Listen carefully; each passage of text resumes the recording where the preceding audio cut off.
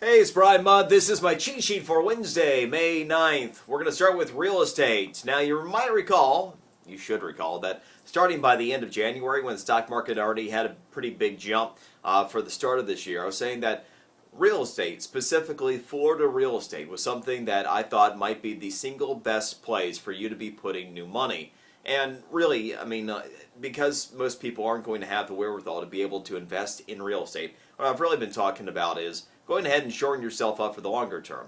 And being somebody who puts their money where their mouth is, that's exactly what Ashley and I have done. We actually ended up move up buying recently ourselves. Well, it looks like if you have done so, and if you've been moving in that direction, you're in good company. Here's why.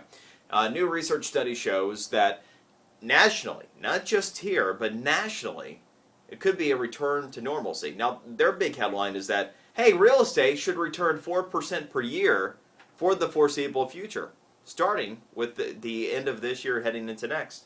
Now, that's cool and everything, but here's why I say a return to normalcy. Historically, that is what real estate has returned, about 4% per year. So that's just us being in a healthy real estate market. That's nice, right? And since we are more desirable on average in Florida, naturally, we're going to do a little bit better than average, right? And the answer is yes. In fact, there are no state has more cities that are expected to appreciate above the national average than Florida.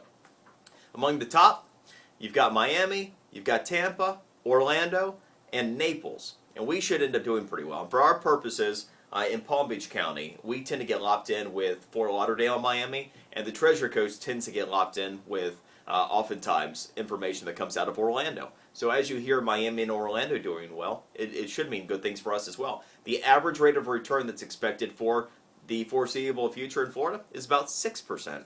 So it looks like a better deal in real estate going forward is here. Sallie Mae, as we're talking about this whole student loan debate, and a bill failed in the Senate yesterday that would have extended the low rates, the subsidized rates that expire July 1st, enter this into the equation. The quasi-government company, Sallie Mae, has actually announced that probably sometime today they're going to come out with a fixed rate student loan.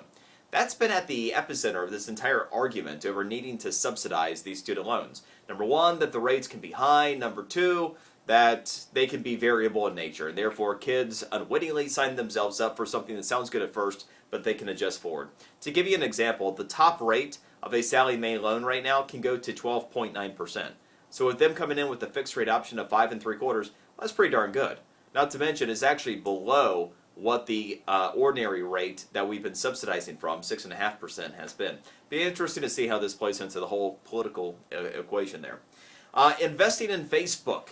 If you're interested, you are going to have a lot of options, even if you're a do-it-yourself investor.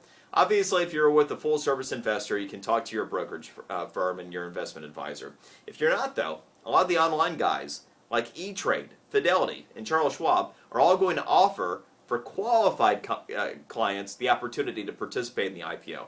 But when I say qualified, well, there are restrictions. For example, Fidelity, you have to have $500,000 in a Fidelity account to get into the conversation. Schwab, there's an income requirement as well. And E-Trade, they say, well, if we allocate shares to you, you have to hold them for 30 days. And if you don't, then we're not going to let you participate in future IPOs. So the opportunity is there, even for a do-it-yourself investor potentially, but now without strings attached. For all the information, go to my physical cheat sheet and you'll see all the people that are offering the shares and the restrictions attached to them. And finally, AT&T. The one thing that we have been looking for, a lot of families, is the ability just to buy a bunch of data and be able to use it on any device however we want to. Because one of the big pains in the butts right now is in the era of mobile devices, you have to buy a data plan for your traditional smartphone, you have to buy a data plan for your tablet, and it gets expensive, right? What if I could just buy one plot of data every single month and just let me use it wherever I want to? AT&T looks like they're going to release a family data plan sometime in the next couple of months. More information about that on my physical cheat sheet as well. That is it for today. Enjoy yours. We'll see you tomorrow.